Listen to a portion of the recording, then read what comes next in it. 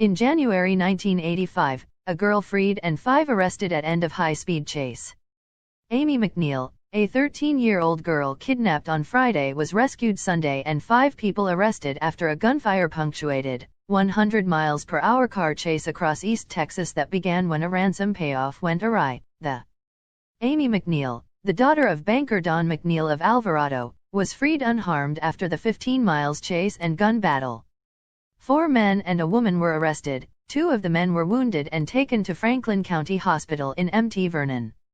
Amy had been kidnapped Friday morning as she walked to school. Her dad McNeil was on Interstate 30 northeast of Dallas in an attempt to comply with a ransom demand when his car became disabled. A car approached in a suspicious manner, then sped away. FBI agents and Texas Department of Public Safety officers gave chase at speeds up to 100 miles per hour until the car was disabled. The 5 people who were arrested were in the car, along with the girl. The kidnappers had demanded $100,000. Alvarado is about 30 miles south of Fort Worth. Media had agreed to honor a blackout on the kidnapping until the girl was safely returned.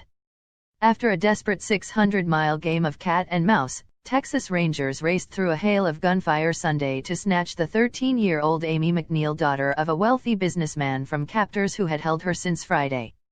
Almost 48 hours after Amy Mcneill was abducted on her way to school by kidnappers who later demanded $100,000 in ransom, she was rescued at the end of a running gun battle stretching across 3 East Texas counties.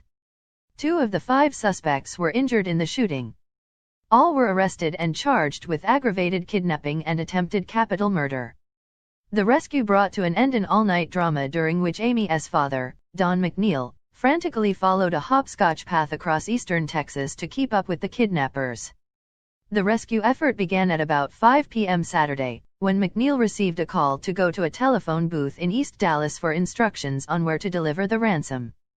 Then, placing calls to designated phone booths in towns spread hundreds of miles apart, the kidnappers continued to give the Alvarado businessman instructions on where to drop the money he carried in a large bank bag.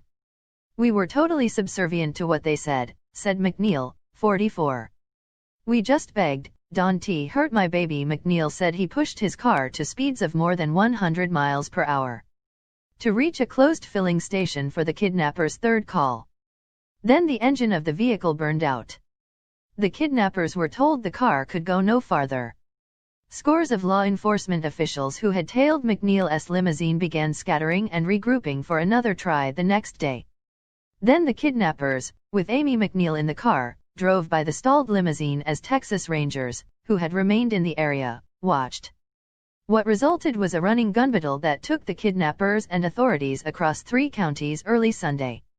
As Rangers turned to follow the car, 2 of the 5 occupants raised sawed-off shotguns and began firing, according to police. Amy McNeill was rescued at about 4:30 a.m. Sunday by Texas Ranger John Dendy, who charged through a hail of gunfire to grab her from the kidnappers' car. McNeil, who was in a car with other Texas Rangers, arrived in time to find his spunky daughter apparently unharmed.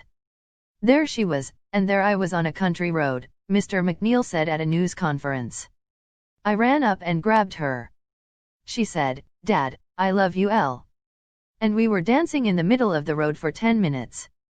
Thank God, my baby's home," the dad said, describing the ordeal. McNeil, 44, said his daughter was scared to death the first half day. Then she was scared and mad. She became stronger as it went on. Thank you for watching. Don't forget to subscribe and press the notification bell so that you get notifications anytime we post new videos. Also remember to like, share and leave a comment on this issue. Thank you.